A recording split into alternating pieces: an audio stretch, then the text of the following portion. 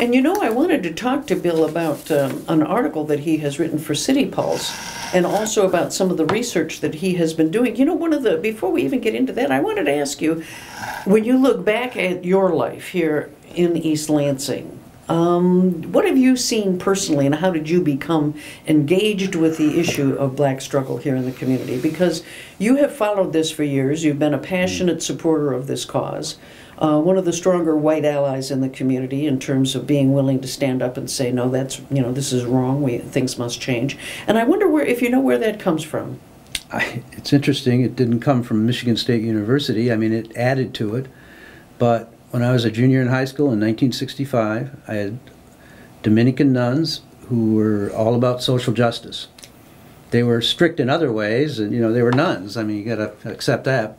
But at the time, our students, and we were juniors and seniors, and at the time what was going on was this, right now, Selma, you know, it was 50 years ago. Yeah. So the whole civil rights movement was in full stride, and these nuns decided that for somewhere around 4 months, starting in January of ~65, that we would meet with another school in a nearby community that was all black.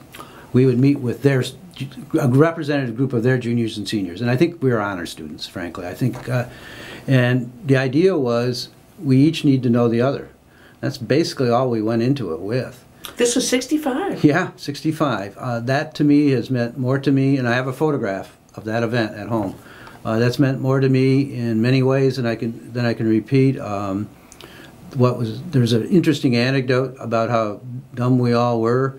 One of the students from my class, the first question this guy asks is, "Why do you people drive such big cars?" Oh, wow. And I thought, this is going to end right now. This is over. It's like, oh my God, how embarrassing. But it proved to be the best question he could ask, because somebody from our partner school that was all black stood up and said, "Because you won't let us buy houses." Oh, of course, because where else can you put your money? It diffused the whole thing, and we became close friends. I mean, the group of us, we started doing things together.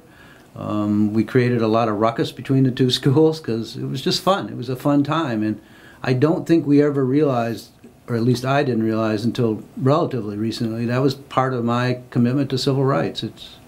Those nuns went out of their way to make it happen. That is wonderful, and I to be honest about it, when I look at how there's been the resegregation of schools in the United States, they're worse now than they were at the time after Brown v. Board of Education. We need to be doing that again, don't we? Oh, I think so. But the nuns had the ability to pull it off. No one said no to them. You know, parents would never say, "You can't do that. That's wrong." Today I don't know how you would do that. And then just recently, it's like one of those light bulbs go on. Sister Drusty, is it Ellen Drusty? I forget. You know what I'm talking about. The sister. She's a Dominican nun, and she's the one that was arrested for all the anti-war activities and put in prison. Oh. She's the character that's on Orange Is the New Black. Oh, I see. The nun. Yes. She was one of the nuns at that other school. You're kidding. I had no idea. Is that right? And you can only surmise, because most of them are dead. I'd love to talk to Sister Drusty and ask her about it. It's hard to remember how radical some of the nuns were. I mean, we knew of Father Berrigan, the Berrigan brothers, Absolutely. and they were quite radical. They were 60s was their era. The Catholic Church was really... The social justice aspect of the Catholic Church was preeminent, and we lived it and didn't know it. Right. We belonged to SNCC. Oh, did you really? Our nuns had us join the student nun, and so when I told John Lewis that, he just was like, "Great, huh? What? Why would you do that?" And I said, "Because the nuns."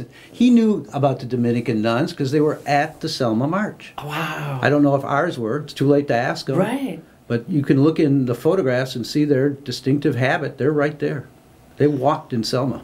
I don't know of any schools that do that now. I don't think so. And it seems kind of hokey the way I tell it. But it wasn't. No. It really wasn't. It changed our lives. Well, and this is not a knock on the students who did it, but I was talking with the students from a few years ago from an affluent suburb in Detroit, and somebody donated to them I think it was more than $10,000 to do a special project. And what they decided to do as a social justice project was Darfur, which was a big issue at the time. And I said, but if you really wanted to do social justice, these were kids from, I think, Rochester Hills, they should go down to Detroit and see what was happening with the loss of the automobile business and the decay in Detroit, the ruin porn going on. It would have been a wonderful experience for them, and they would have seen firsthand. So for them to be reporting on international affairs when there was a disaster right down the road, that's what's so lacking, is that kind of sister school arrangement. Yeah, it was close to us. I mean, and we ran into these kids all during, the school year, and it was an amazing experience. So then when I came to MSU, race was not an issue to me. It really wasn't an issue. It was just something else. But it came out of probably the peace movement, because MSU didn't really ever have a tremendously active civil rights movement. It got overtaken by the peace movement and the anti-draft movement. Yeah. But I do remember a commitment, and I know all this stuff sounds, in today's world, it sounds so strange to people, but I remember at a draft board hearing that I had to get a conscientious objector, I refused to fill out the paperwork because I just said I went to school. There's kids all over this country that probably feel the same way I do, but they can't write that. So it was an elitist kind of thing, and I picked that up from an African American I knew on campus very well, who said, you know who's over in Van Dyne? No, yeah, my brothers. That's who it was basically. We used black men in Vietnam, young black men. Absolutely. I think the surprising thing now is we see that war has changed so much that they need fewer people, more drones, and we need high-tech people. So it's a totally different paradigm. Even the idea of bringing back the draft is not really feasible because we don't have anything that these people would do. They have enough troops. Yeah. Yeah, they have more than enough, really. They don't deploy them at all. So that's kind of how I got interested in it. But when you came to MSU, one of the issues that really resonated and that you have continued to keep an eye out, and I guess this was in recent weeks an opportunity to really take a closer look at, were open housing issues related to what was going on in East Lansing. So at the same time, they were claiming the mantle. I mean, they had the Pigs and Freaks football game. They were getting a great press for being very progressive and very open-minded, even maybe in some ways more so than their counterparts in Ann Arbor, who were equally engaged in anti-war activities, but it was surprising. MSU was very active in those things. Oh, yeah. But they were not very good on race. Absolutely not. East Lansing virtually had no African Americans living in that community. A handful would be a lot. It wasn't until 1962 that there was a black teacher at East Lansing. But that black teacher could not live in East Lansing. So that teacher taught at East Lansing High School? Yeah, taught in the middle school, and then later taught at the high school, but they could not live there. Wow. Open housing basically was the issue about keeping out blacks, Jewish, and they called them Mongoloids at the time. Oh, wow. That was the purpose. That was the purpose of open housing, and East Lansing was not alone. Ann Arbor was like that. Any strong white community was like that. The South was actually more integrated than the North. Well, that's true, yeah, in some communities like that. And it was, and what I tried to do is I realized doing research over the past couple of years on other stories, one on SDS, Students for Democratic Society, and then another story I worked on Morrill Hall.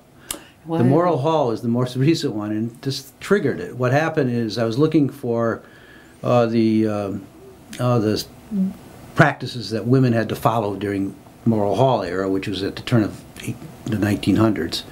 And what I discovered in another story was that 2 women had been kicked out from MSU for violating hours in 1965 because they had been arrested for civil rights demonstrations. Really? And so that kept in the back of my mind, 65, when it got to be closer, 50 years, I decided to go back and look at it, and I was happy I did because I certainly learned a lot about this issue. I talked to more than probably 30 people, at least 30. I spent many weeks doing research at both the MSU archives and also the Downtown Lansing Library and the State of Michigan Library, looking at newspapers in those two, the library downtown and the Lansing Library. But also then I spent quite a bit of time in the MSU archives looking at John Hanna's papers. All of Hanna's, and I say all with quotes around it, Hanna's papers are at the MSU archives, and you can find some amazingly interesting things in there. Are they like Hillary's emails? Were they sanitized?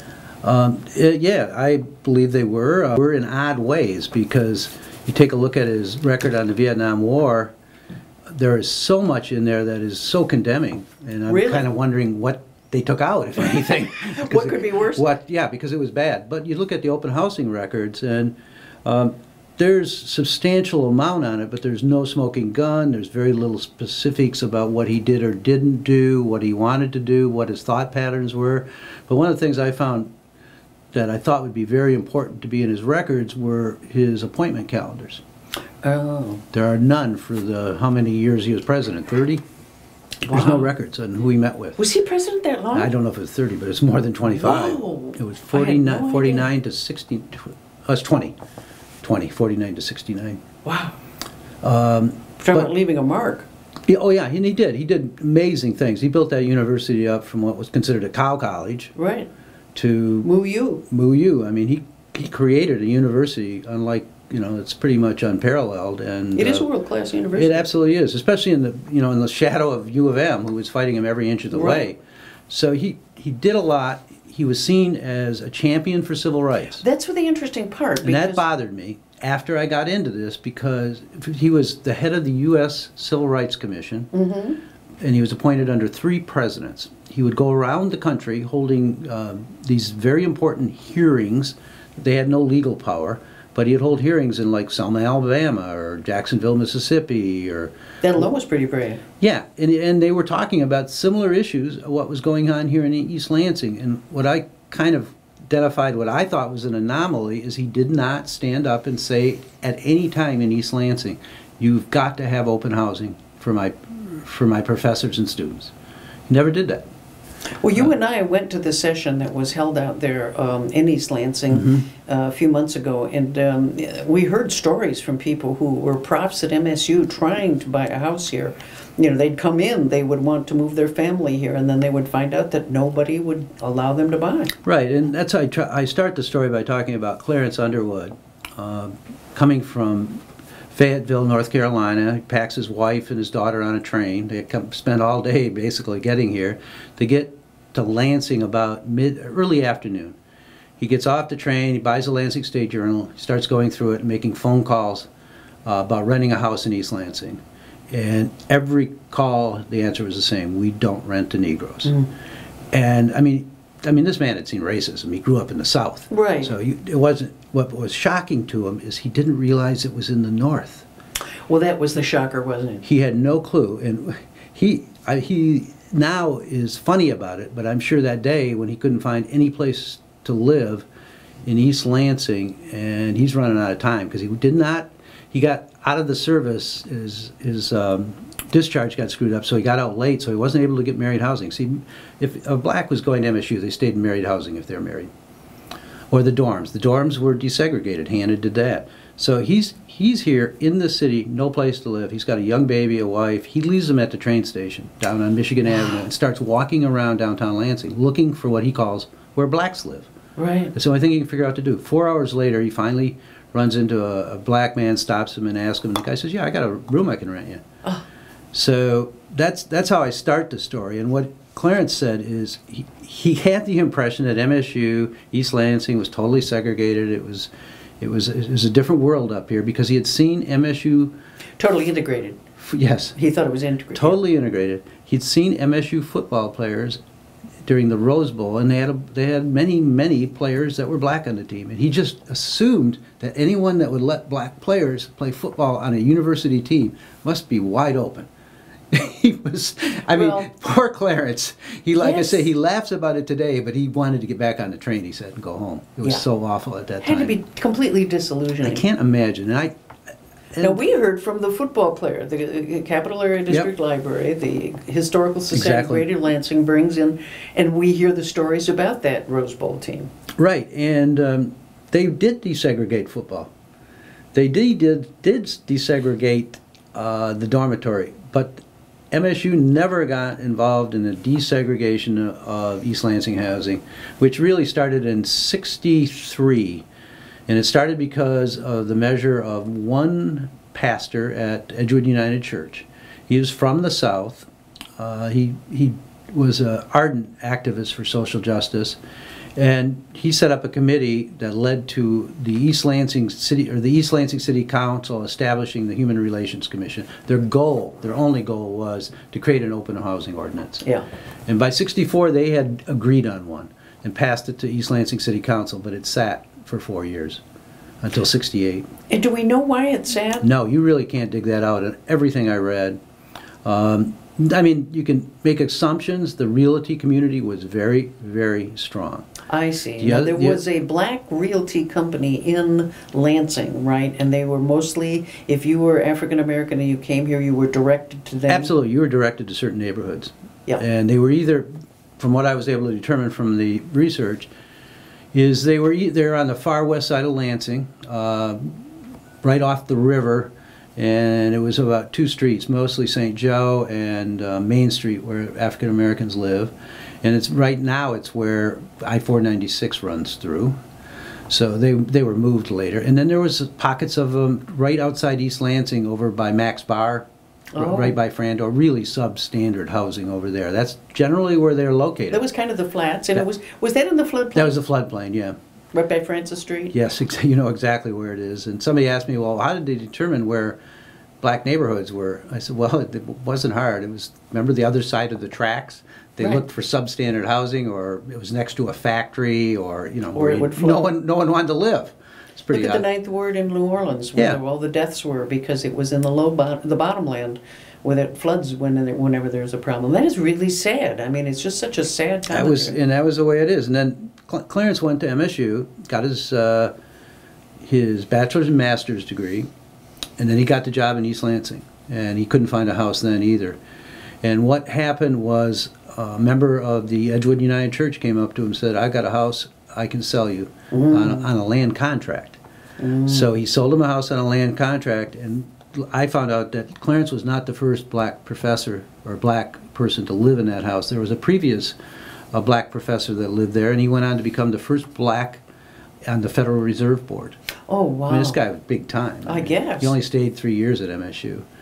But that house was right across the street from Edgewood United Church on Beach Street, and obviously they were using it for that purpose, to try to break the color barrier here in East Lansing. Now, wasn't it in the deeds that you couldn't? Absolutely. There was the deeds, and I have one in my house that says no Caucasians, or no, only Caucasians, no blacks, Jews, Mongoloids. Those were typical, and the reason that happened is in 1926, the Supreme Court struck down these exclusions, which were then, at that time, a government for a whole governmental unity. They said you couldn't do that anymore. So what the realtors did, and this was a realtor thing, was got together and decided we would have these covenants, and it was a private covenant between the owner and who the person sold it to. But those covenants are like they've got legal power. They have the right of law. You could lose your home.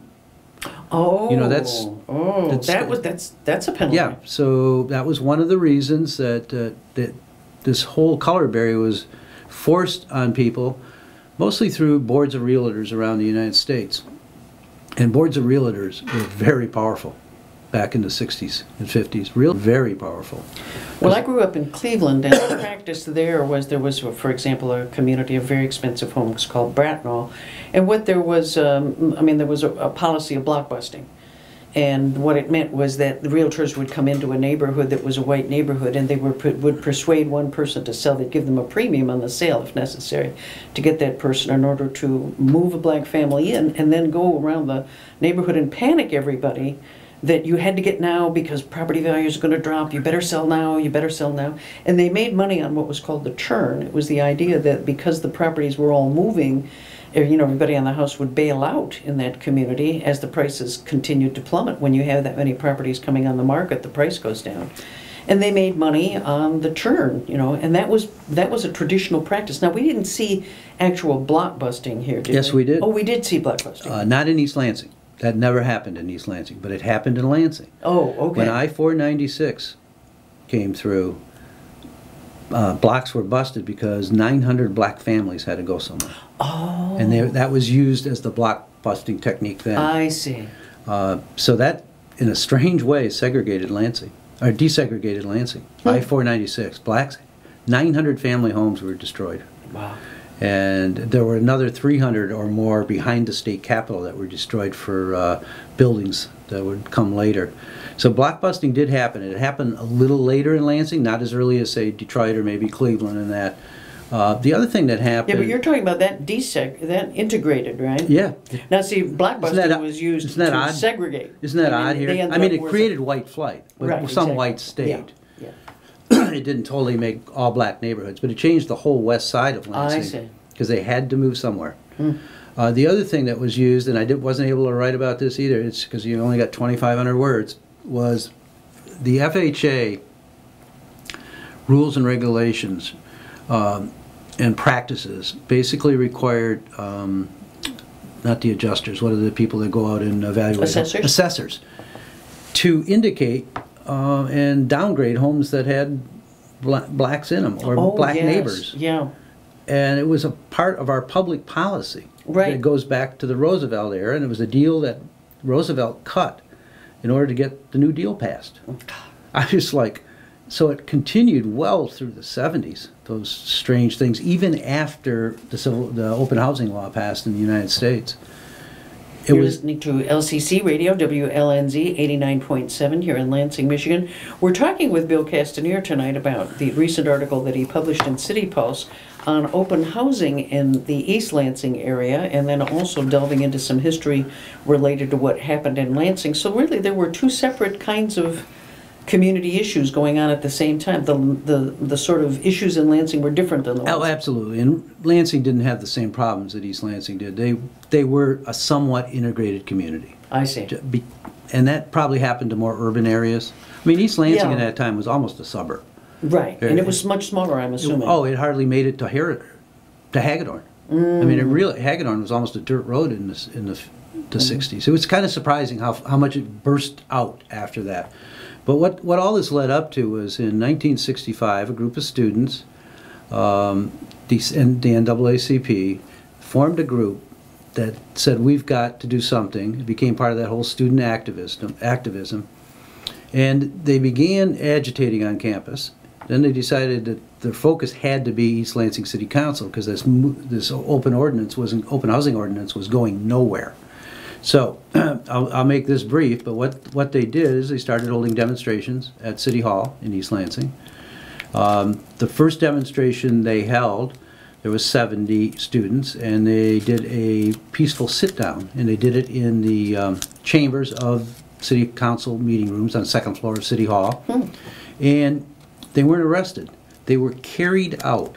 Four police officers to one man, and the women were loaded on stretchers and carried out. Yeah, it was sort of quaint, right? It's kind of, it was very quaint. It's charming, actually. It was very charming. It's just because, a couple of years later, that wasn't the case. It didn't matter what and who, what your gender was. Yeah. So the first one, 70 of them were taken outside, deposited on the sidewalk, and the students got up and marched back to campus singing "We Shall Overcome." And this was in May, the first week of May of 1965. Now, were these all black students, or were these black it was and white mixed. students? About a third were black. About a third were black. Very tidily dressed. Some had sport coats, suits, that kind of thing.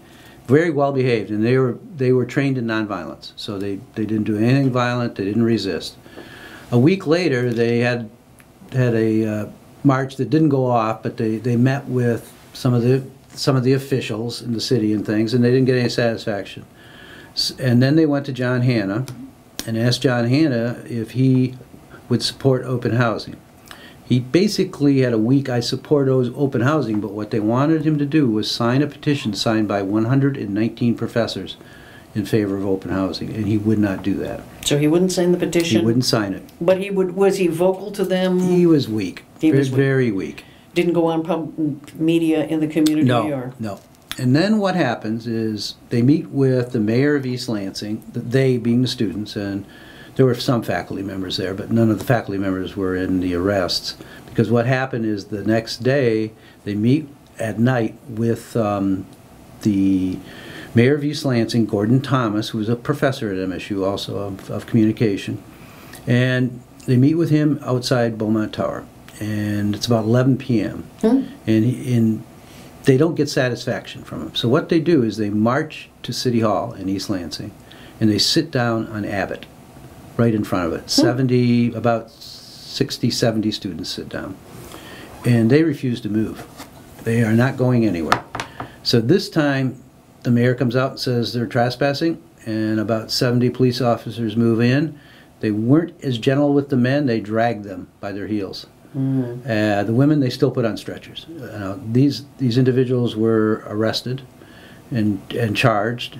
John Hanno had walked over from Call's house on campus where he lived, and what he was doing is probably just like anyone else, standing in the crowd observing. But when a state news reporter saw him and asked him what he thought, he says, "Well, I think East Lansing was very restrained. I would have done something sooner than that," and then went back to on campus. So he was kind of flippant with this.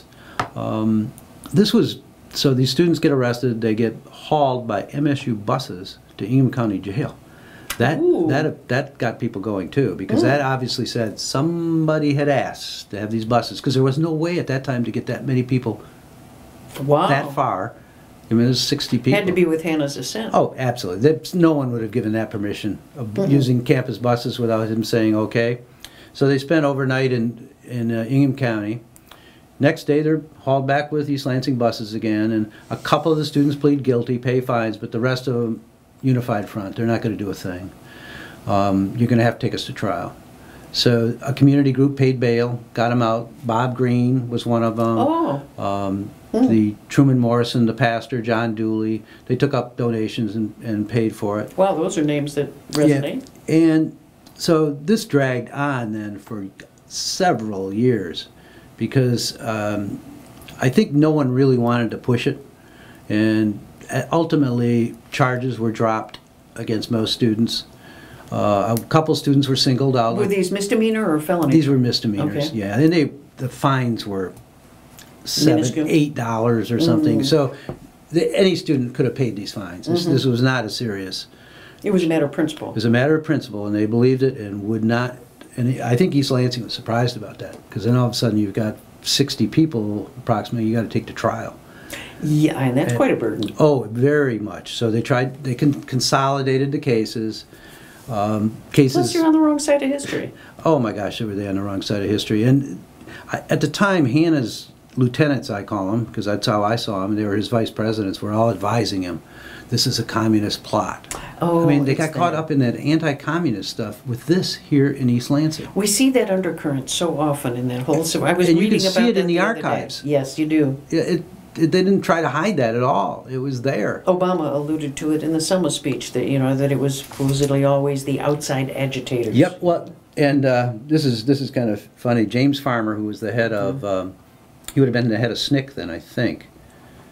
Anyway, he came in town at exactly the same time. So they were connected to the National Civil Rights Movement, because he left Selma to come into East Lansing to talk to students. And he told them that basically responding to the the agitator concept, he says, you know what an agitator is? It's that washer that goes round and round and gets rid of all the dirt. And he pointed his finger at the real estate professionals in town that were keeping this from happening. He was very direct about it. And as you know, Bob Green, who was a professor on campus at the time, very much an activist, outspoken. He became one of Martin Luther King's lieutenants. They became very close friends. And Bob Green tells the story about how Walter Neller, a local realtor, just came to his house unannounced and started arguing with him about why does a black man, or he called him a pup, which really offended Green. And he said, why would you want to live? Why don't you want to live with your own kind?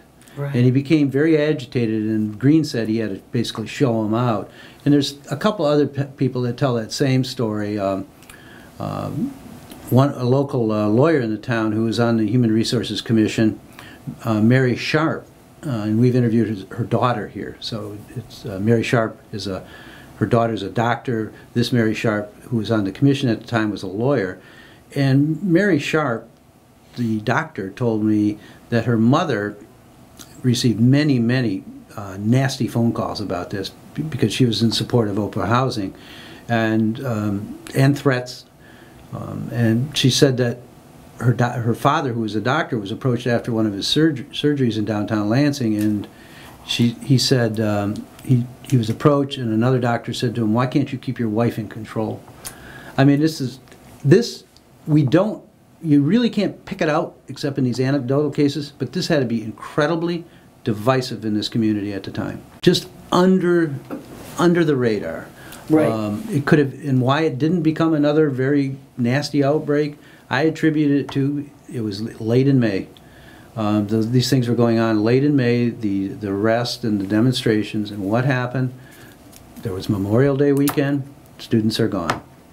Oh. Then they came back and had finals and left for the summer. By the time they came back in the fall of '66, the movement had moved toward anti-war and anti-draft. It happened that quickly. So the civil rights movement wasn't ever a big issue here. It was still a big deal because they didn't have open housing until '68. When We were, what, the last community in the state, or second to last? It was close. 4 days before the passage, or not the passage, but 4 days before the Fair Housing Act took effect, East Lansing did a symbolic vote and said yes. Oh. And it was 4 days after Martin Luther King was assassinated. Wow. And East Lansing went through some small riots, well, pretty significant riots, I guess, because of the assassination. Yeah. So I think it was more symbolic than anything. Just do it, get it over with. We got it on the record. But yeah, they were one of the last communities in the state to do it, and it still seems illogical to me. But I think it gets down to I'm for civil rights, but I don't want them living next to me.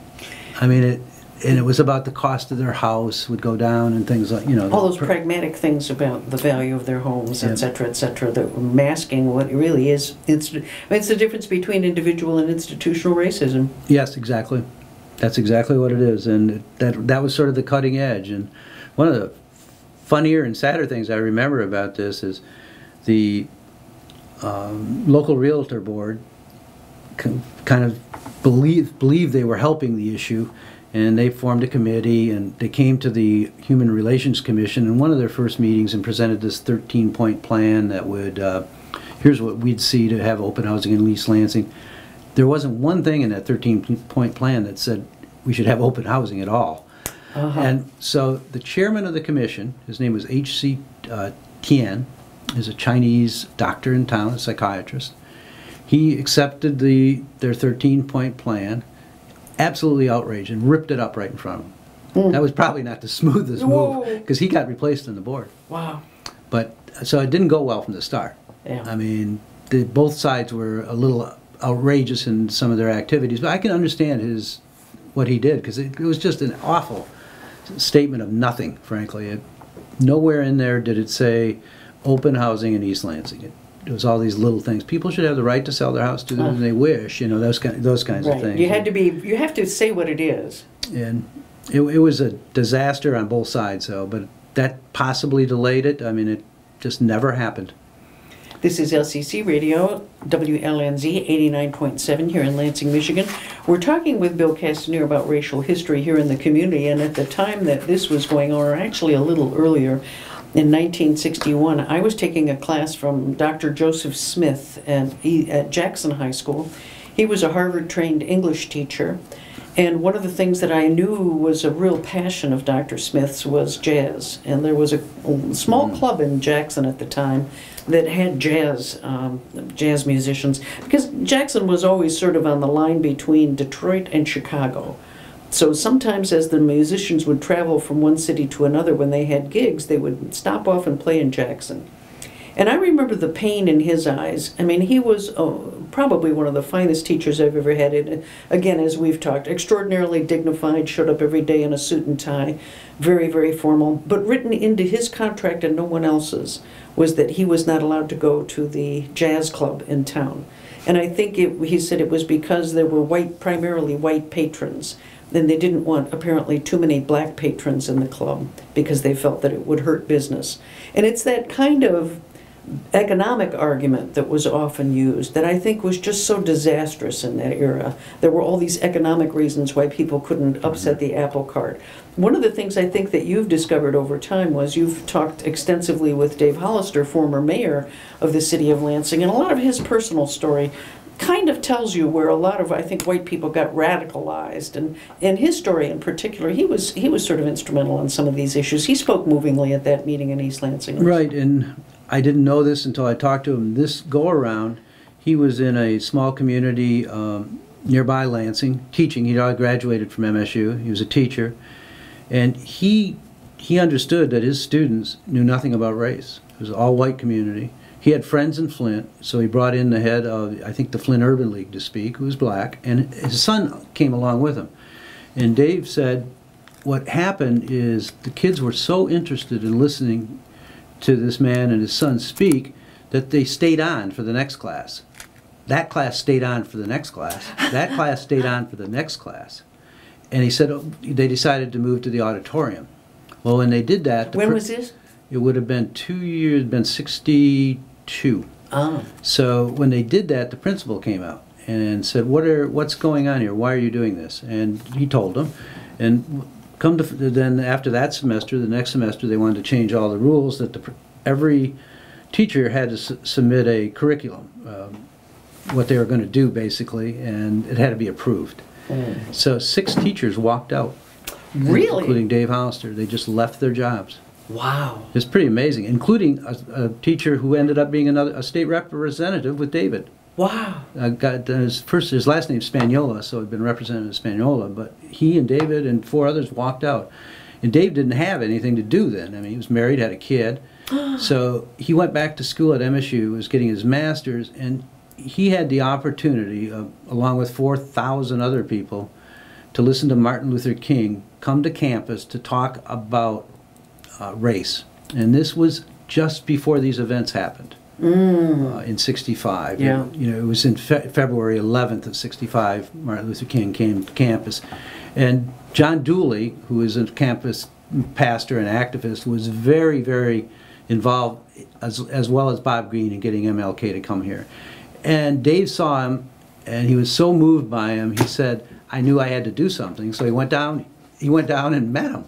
He went down the back way and out and had a conversation with him. And Dave was one of the first MSU students to sign up then to go to the South, to teach at Russ, not to teach at Russ College, to advise at Russ College. Russ College was in jeopardy of losing their certification, accreditation, because they didn't meet certain standards. So MSU students and MSU professors went down there to help them get their accreditation. And Dave went down for 2 summers. Most of these students, except Dave wasn't, he wasn't from out of state, were from out of state. But they were extremely committed to the civil rights movement, and that's part of civil rights lore. Anyone that knows anything about civil rights knows what MSU did at Russ College. So MSU really helped save that Russ College. Yeah, at the same time, John Hanna didn't stand up at home. That's what bugged me about the whole story, and I've not been able to get any kind of insight into what it was. Is there no chatter about that? In other words, there's some chatter that he was friends with realtors, but he couldn't prove it. Right. And he didn't want to upset the apple cart. The civil rights movement really, and I think the anti-war movement in this culture, drew a line and said you're either a stand-up person or you're not. Mm-hmm. And it wasn't good enough to be a good guy out of town. You know what I mean? Serving a national role is important, doing those things, but you really had to walk the walk in order to justify. Seems to me. Yeah. This is the one that counted. Right. This is the one that mattered. The others were important, yes, but the one that mattered was to advocate for open housing in your adjacent community, and he never would do it. I mean, I think of people like, the heroine for me in that era was Viola Liuzzo out of Detroit, who went down south. I mean, she left a family with 5 kids and said, she was just so moved by what was happening with the Freedom Summers that she went down there and she lost her life. Right. Driving, on Bloody Sunday, yeah. driving people back from Montgomery to Selma, and a Detroiter, and the head of the FBI the next day said she was a communist sympathizer. Of course, Compson. It was like, what? See, that was always the answer. And sadly, my father was a racist and was quick to vilify her. Why would a woman leave her family? White woman. White woman. Why would she go down there? They well, also. she was they turned it into something sexual. Yep, they did. Yeah. And she was just a dedicated person. Yeah. I think she again had been influenced by the nuns, if I remember. She was. She's Catholic, yeah. Yeah. There was just something about her going down there, and a lot of people went down there. Another white minister was one of the martyrs, Jim Reeb. He was the day after the first march, which was March 7th, I think it was. He was beaten severely and died. Along with, I think it was James Jackson that kind of triggered the whole marches because he was killed a week before. So there's three martyrs of Selma. It was interesting, and we come back home here, and students are still doing panty raids and going to Saugatuck, and there's a small cadre of 100 or so students who believe that this is wrong. Yeah. And they tried to make a stand. And it's interesting, isn't it? I mean, for many of the students in that era, life went on, and you know, there was this dedicated band. Yeah, absolutely. Many of them did go into politics after that. Many of them went into politics. Many of them went into university work. Yeah. But they still, I think, I've talked to many of them that went south to Rust. This is for a different story, and they were amazing young people. And they were now amazing adults. I mean, they're presidents of universities, or you know, they're at Harvard in charge of graduate education. They did something with their life. Seeing the president and his wife and his two daughters there marching in Selma on the weekend was really powerful for me. I think it should have been powerful for everyone, because it was just a reminder of the heroics of the era and that the good guys won. You know, yeah, I mean, one of the few... it doesn't always happen that way. No, absolutely not. It doesn't happen. It could have gone the other way. Easily. Easily. And it still could. I saw that there was commentary today criticizing the president for talking about the Voting Rights Act as part of the speech. What else would you talk about? That's what Selma was all about. Well. Are you going to talk about picking up garbage? What's he going to talk about? So that's what the whole purpose of Selma. Yeah, yeah. It would have been wrong not to talk about voting rights. Yeah. It was all about the right to vote. I know. And he's talking about contemporaneous problems. Yeah, now well, absolutely, and I tend to agree. No kidding. I mean, anytime you try to limit on how people can vote and who can vote and why they can vote, there's something wrong with that.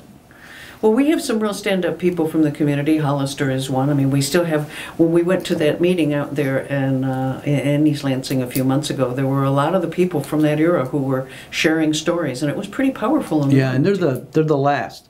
Yeah. Like John Lewis is the last of the big six that spoke out in the March in Washington, but they're the last. The other night I was kind of happy I turned on a old TV special on PBS on Peter, Paul, and Mary, who became sort of the heart of the movement through their music. Because I don't know if they showed it on kind of the retrospective of the March to Montgomery, but they were on the steps of the Montgomery Courthouse playing when the marchers came in. Wow. And Peter Yarrow was here last Friday night? Yeah, Peter Yarrow was here last Friday, and Noel Paul Stuckey went to MSU for 3 years. Oh, I didn't know before that. He dropped out to go to the Village. Wow. Yeah. So, I mean, he came out of a white community, Birmingham, Michigan, and he became one of the staunch supporters of the Civil Rights Movement.